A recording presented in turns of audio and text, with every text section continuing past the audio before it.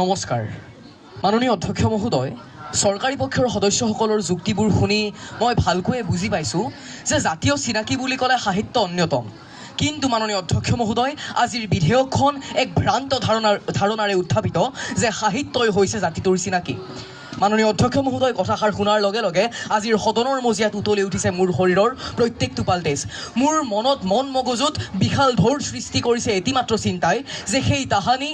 দানৱৰূপী মোগলৰ পৰা সমগ্ৰ অসমীয়া জাতিটোক ৰক্ষা কৰিছিল লাচিত বৰফুকনে তেখেতে কৈছিল যে নিজৰ দেশখনতকৈ নিজৰ জাতিটোতকৈ মোমাই ডাঙৰ নহয় মোৰ মনত গুঞ্জৰিত হৈছে এষাৰ মাত্ৰ কথা যে সেই ব্ৰিটিছৰ শোষণ তথা উৎপীড়নৰ পৰা সমগ্ৰ অসমীয়া জাতিটোক ৰক্ষা কৰিছিল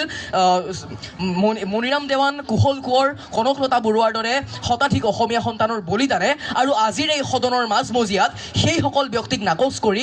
জাতিটোৰ চিনাকি বুলি স্থান দিব বিচৰা হৈছে সাহিত্যক কথাষাৰ অনুধাৱন কৰিবলৈ সক্ষম হৈছোঁ বাবেই আজিৰ সদনত উত্থাপিত বিষয়টিৰ বিৰোধিতা কৰিছোঁ মাননীয় অধ্যক্ষ মহোদয় বিষয়টিৰ সৈতে জড়িত হৈ আছে তিনিটা কথা সাহিত্য জাতি আৰু চিনাকি প্ৰথম কথা চৰকাৰী পক্ষৰ সদস্যসকলে স্পষ্ট কৰি দিব লাগে যে কি সাহিত্যৰ কথা আজিৰ বিধেয়কখনত উত্থাপিত কৰা হৈছে কিয়নো মাননীয় অধ্যক্ষ মহোদয় সাহিত্য বুলি ক'লে আমাক লাগিব এটা নিৰ্দিষ্ট ভাষা দ্বিতীয়টো কথা স্পষ্ট কৰিব লাগে যে কি ধৰণৰ জাতিৰ কথা আজিৰ বিধেয়কখনত উত্থাপিত কৰা হৈছে কিয়নো যদি উত্থাপিত কৰিব বিচৰা হৈছে ভাৰতীয় জাতিৰ দৰে এক বিশাল পৰিসৰৰ জাতিৰ কথা তেন্তে মই ক'ম যে তেনেধৰণৰ জাতিৰ সাহিত্যৰ সৈতে কোনো সম্পৰ্ক নাই হয় মাননীয় অধ্যক্ষ মহোদয় ভাৰতীয় জাতিটোৰ কোনো সাহিত্য নাই ইয়াৰ মূল কাৰণটো হৈছে যে যদি আমি এটা অসমীয়া কবিতা লিখোঁ সেয়া হ'ব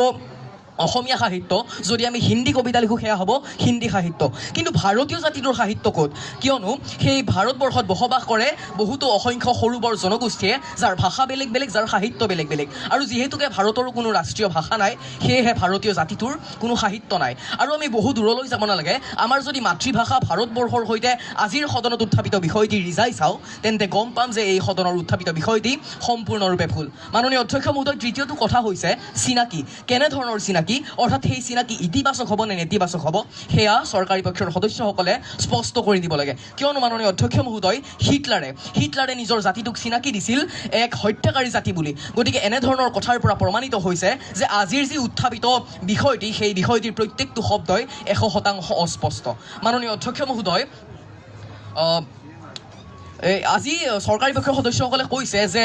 সাহিত্য সভাৰ উদাহৰণ দিছে মাননীয় অধ্যক্ষ মহোদয় কিন্তু মই ক'ব খুজিম যে যদি আমি অসমীয়া জাতিৰ কথা বিবেচনা কৰোঁ আজি অসমত বসবাস কৰে 3,57,13,000 ব্যক্তিয়ে আৰু সেই 3,57,13,000 ব্যক্তিৰ জানো 10% ব্যক্তি অসমৰ সাহিত্য জগতৰ আটাইতকৈ উৎকৃষ্ট নিদৰ্শন সাহিত্য সভাৰ মজিয়াত উপস্থিত হৈছে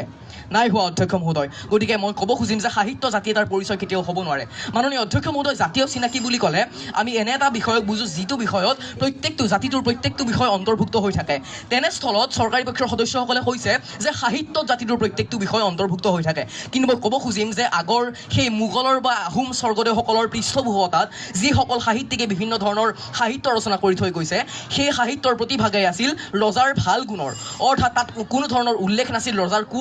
কুকৰ্ম তথা সেই ৰাজ্যৰ প্ৰজাৰ বেয়া দিন তথা ভাল দিনৰ কথা গতিকে মাননীয় অধ্যক্ষ মহোদয় শেষান্তত মই চৰকাৰী পক্ষৰ সদস্যসকলক ভালদৰে বুজাই দিব বিচাৰিম যে সাহিত্য জাতিৰ কোনো পৰিচয় হ'ব নোৱাৰে আৰু এটি কবিতাৰ জৰিয়তে মই চৰকাৰী পক্ষৰ সদস্যসকলক বুজাই দিব বিচাৰিম যে মোৰ প্ৰতিটো কামেই মোৰ প্ৰতিটো চিন্তাই এই দেশৰ বুকুত ৰচে হয় সোণোৱালী ভৱিষ্যতৰ সপোন ধন্যবাদ মাননীয় অধ্যক্ষ মহোদয় ধন্যবাদ মহামান্য সদন